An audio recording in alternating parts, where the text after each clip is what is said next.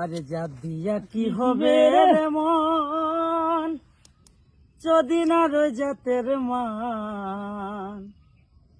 একবার ভেবে দেখ না ওরে হিন্দু মুসলমান তোরা, একবার ভেবে দেখ না ওরে হিন্দু মুসলমান।